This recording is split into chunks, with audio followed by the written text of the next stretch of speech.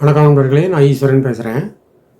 இப்போ சிங்கப்பூருக்கு வெளிநாட்டு ஊழியர்கள் வராங்க இல்லையா, அவங்க இது நாள் வரைக்கும் சில குறிப்பிட்ட நாடுகள்லேருந்து தான் வருவாங்க.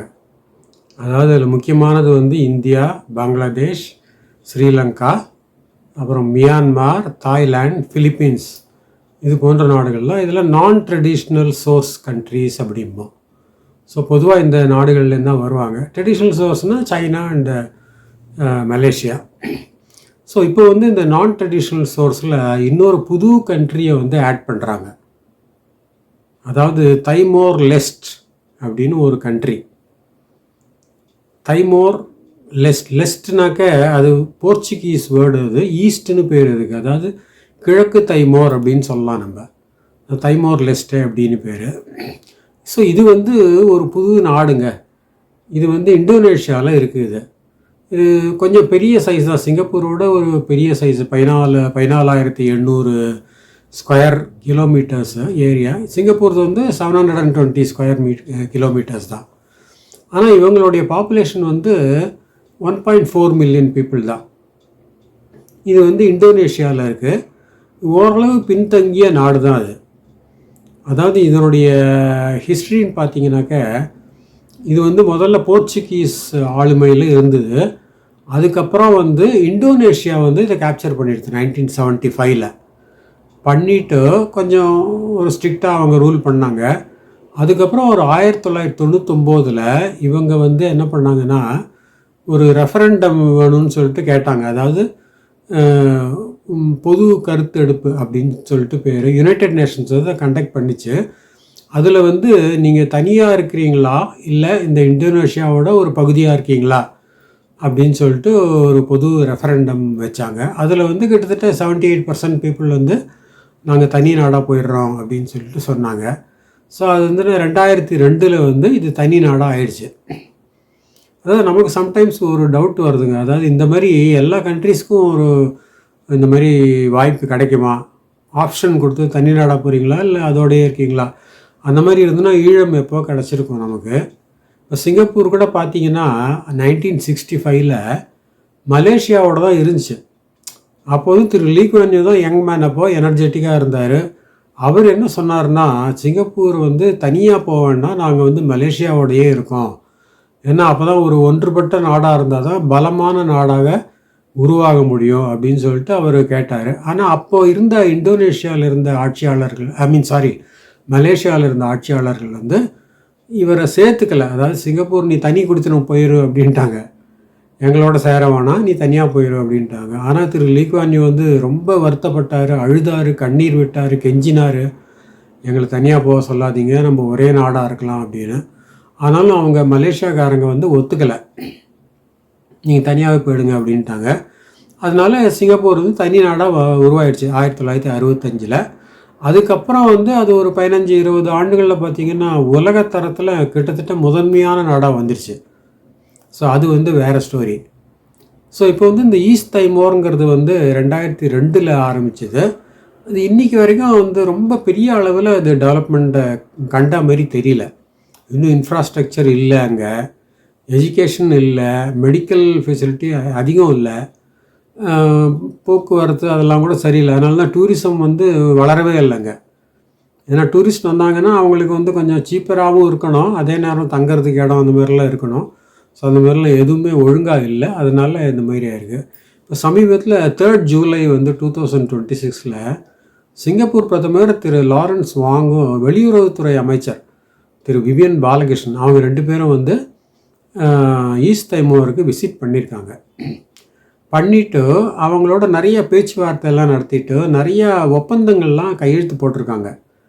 அதாவது ஜாயிண்ட்டாக நம்ம ஒர்க் பண்ணலாம், அதாவது எஜுகேஷன் ஃபீல்டில், லெஷர் ஃபீல்டில், என்டர்டெயின்மெண்ட்டு, டூரிசம், இந்த மாதிரி ஃபீல்டெல்லாம் நம்ம ஜாயிண்ட்டாக ஒர்க் பண்ணலாம் அப்படின்னு சொல்லிட்டு அவங்க நிறையா எம்ஓயு மாரி சைன் பண்ணியிருக்காங்க. அதன் அடிப்படையில் தான் இப்போ இந்த ஈஸ்ட் தைமோர்லேருந்து சிங்கப்பூருக்கு ஒர்க்கர்ஸ் வரலாம் அப்படின்னு சொல்லிட்டு ஒரு இன் பிரின்சிபல் அப்ரூவல்னு வச்சுங்களேன், ஒப்புதல் மாதிரி சொல்லியிருக்காங்க. ஆனால் பயப்பட வேணாம், இது 2027 ஜூனுக்கு அப்புறம் தான் இது அந்த மாதிரி ஒரு சுச்சுவேஷன் வரும். அதுக்கு முன்னால் வரமாட்டாங்க. ஜூன் 2027 அப்புறம் தான் ஈஸ்ட் தைமோர்லேருந்து சிங்கப்பூருக்கு வருவாங்க ஒர்க்கர்ஸ். அவங்க வந்து பொதுவாக இந்த மாதிரி கன்ஸ்ட்ரக்ஷனுக்கு வருவாங்க, அப்புறம் மெரைன் ஷிப்யார்டுக்கு வருவாங்க, அப்புறம் வந்து இந்த ப்ராசஸ் இண்டஸ்ட்ரிக்கு வருவாங்க. அது தவிர சில இந்த மேனுஃபேக்சரிங்க்கும் வருவாங்க, சில குறிப்பிட்ட ஜாப்ஸுக்கு. அப்புறம் வந்து சர்வீஸுக்கும் வருவாங்க, அதுவும் இந்த குறிப்பிட்ட ஜாப்ஸுக்கு தான். அதாவது இந்த ஹோட்டல் இண்டஸ்ட்ரி அந்த மாதிரி இதுக்கெல்லாம் வந்து சர்வீஸ் இண்டஸ்ட்ரிக்கும் வருவாங்க. அவ்வளோ they're all strictly under the rules and regulations of MOM work permit regulations, அந்த மாதிரி தான் வருவாங்க. ஸோ இப்போ வந்து நிறைய பேருக்கு ஒரு சந்தேகம் வரும், இந்த மாதிரி என்னடா இன்னொரு நாடு வேறு அனுப்ப போகிறது ஒர்க்கர்ஸை, நமக்கு எதாவது பாதிப்பு வருமா, நம்ம இந்தியாவிலேருந்து பங்களாதேஷ்லேருந்து வர்ற ஒர்க்கர்ஸுக்கு வந்து வாய்ப்புகள் குறைஞ்சிருமா அப்படிங்கிற ஒரு டவுட் வரும். கண்டிப்பாக வாய்ப்புகள் குறையாது. இது ஏன்னு கேட்டிங்கன்னா, இப்போ வந்து கன்ஸ்ட்ரக்ஷன் வந்து பூமில் இருக்குது. சிங்கப்பூரில் கன்ஸ்ட்ரக்ஷன் பிஸ்னஸ் வந்து பூமில் இருக்குது. ஸோ கண்டிப்பாக அவங்களுக்கு இதை போல் ஒரு பல மடங்கு ஒர்க்கர்ஸ் தேவை. அதனால் இந்த தைமோர் லிஸ்ட்டே கொடுக்க போகிறது என்னப்பா 10,000-20,000 ஒர்க்கர்ஸ் கொடுப்பாங்கன்னு நினைக்கிறேன். இவங்களுக்கு வந்து இப்போ இருக்கிற ப்ராஜெக்டில் பார்த்திங்கன்னா அந்த அளவுக்கு இவங்களுக்கு வந்து ஒர்க்கர்ஸ் தேவையாக இருக்குது. அதனால் இப்போ இருக்கக்கூடிய நாடுகளுக்கு, அதாவது இந்தியா, பங்களாதேஷ், ஸ்ரீலங்கா அங்கேருந்து வராங்க இல்லையா, அவங்களுக்கு எந்த விதமான பாதிப்பும் ஏற்படுறதுக்கு வாய்ப்புகளே கிடையாது. இப்போ என்னென்ன ப்ராஜெக்ட்ஸ் இருக்குதுன்னு பார்த்தீங்கன்னா, சாங்கி ஏர்போர்ட்டில் வந்து டெர்மினல் 5 கட்டுறாங்க. அது வந்து இன்னொரு 4-5 இயர்ஸில் முடிஞ்சிடும்னு நினைக்கிறேன். 2030 வாக்கில் முடிஞ்சிடும். இது மொத்த வேல்யூ பார்த்திங்கன்னா $53 பில்லியன் வந்து கன்ஸ்ட்ரக்ஷன் ப்ராஜெக்ட்ஸு வெயிட்டிங்கில் இருக்குது. ஸோ இதில் சாங்கி வந்து ஒரு 4-5 பில்லியன்ஸ் இருக்குன்னு நினைக்கிறேன். அது தவிர நிறையா வந்து இந்த BTO வீடுகள்லாம் கட்டுறாங்க. 20,000, 30,000, 40,000 வீடுகள் அந்த மாதிரிலாம் ரிலீஸ் பண்ணுறாங்க. அதுக்கெல்லாம் வந்து நிறையா மேன் பவர் தேவைப்படும். அதுக்கப்புறம் இந்த மெரினா பே சாண்ட்ஸ் இருக்கு இல்லையா, அதை வந்து எக்ஸ்பேன்ஷன் பண்ணுறாங்க. அது ஹியூஜ் ப்ராஜெக்ட். அது வந்து நிறைய ஆண்டுகளுக்கு ஓடும், பல $1 பில்லியன் ஒர்த்தும் இருக்கும் அது. அப்புறம் கிரேட்டர் சென்டோசா ப்ராஜெக்ட் அப்படின்னு ஒன்று பண்ணுறாங்க. அதுவும் வந்து ரொம்ப மேசிவாக வருது. அது வந்து அந்த பின்டியான் ஏதோ ஒரு ஐலாண்டோட வந்து கனெக்ட் பண்ணுறாங்க சென்டோசாவை. ஸோ அது வந்து ரொம்ப ஹியூஜ் ப்ராஜெக்டாக இருக்கும். அதுக்கும் வந்து நிறையா மேன் பவர் தேவைப்படும், இன்வெஸ்ட்மெண்ட்டும் நிறைய அளவில் இருக்கும். அப்புறம் வந்து MRTயில் பார்த்திங்கன்னா கிராஸ் ஐலாண்ட் லைன் அப்படின்னு ஒன்று ஓடிட்டுருக்கு. அதுவும் வந்து ரொம்ப ஹியூஜ். அதாவது பாசிரிஸ்லேருந்து பொங்கோல்லேருந்து ஜூரோங்கு, இந்த வெஸ்ட் சைடு எல்லாத்தையும் கனெக்ட் பண்ணுது, அண்டர் கிரவுண்ட்லேயே எல்லாமே. ஸோ அந்த மாதிரி ஒரு ஹியூஜ் ப்ராஜெக்ட் வந்து இன்ட்ரடியூஸ் பண்ணுறாங்க. அதுவும் பல ஆண்டுகள் ஓடும்னு நினைக்கிறேன். இதை தவிர நிறையா அந்த கமர்ஷியல் ப்ராஜெக்ட்ஸ் இருக்குது, இண்டஸ்ட்ரியல் ப்ராஜெக்ட்ஸ் இருக்குது, ரெசிடென்ஷியல் ப்ராஜெக்ட்ஸ் இருக்குது, லெஷர் ப்ராஜெக்ட்ஸ் இருக்குது, என்டர்டெயின்மெண்ட்ஸ் இருக்குது, இன்ஃப்ராஸ்ட்ரக்சர் இருக்குது. இதெல்லாம் பைப்லைனில் இருக்குது எல்லாமே. ஸோ கண்டிப்பாக இதுக்கெல்லாம் வந்து மேன் பவர் தேவைப்படும், இன்வெஸ்ட்மெண்ட்டும் நிறையா பண்ணுவாங்க.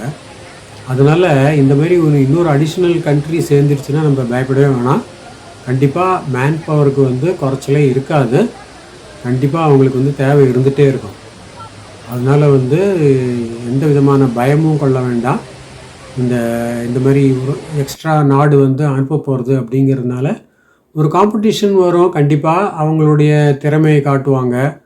ஸோ இப்போ தான் ஃபஸ்ட் டைம் அவங்க அனுப்ப போகிறாங்க. அவங்க எப்படி வேலை செய்வாங்க, அவங்களால இந்த லோக்கல் சிங்கப்பூர் சரௌண்டிங்ஸுக்கு அவங்களால அட்ஜஸ்ட் பண்ணிக்க முடியுமா, இதெல்லாம் இருக்குது. இதெல்லாம் வந்து போக போக தான் பார்க்கணும் நம்ம. அதனால் இப்போ இருக்கிற ஒர்க்கர்ஸுக்கு இப்போ ட்ரெடிஷ்னலாக வராங்க இல்லையா, இப்போ இந்தியா, ஸ்ரீலங்கா, பங்களாதேஷ் அங்கேருந்துலாம் வராங்க இல்லையா, மியான்மார், ஃபிலிப்பீன்ஸ், அவங்களுக்கெல்லாம் தாய்லாண்டு, அவங்களுக்கெல்லாம் ஒன்றும் பிரச்சனையே கிடையாது. ஏன்னா ஆன் கண்டினியூயிங் பேசிஸ் வந்து ஆர்டர்ஸ் வந்துகிட்டே இருக்கும். அதனால் நம்ம எதுக்குமே நம்ம வந்து தயங்க வேண்டாம். நம்ம மீண்டும் இன்னொரு வீடியோவில் சந்திக்கலாம். நன்றி, வணக்கம்.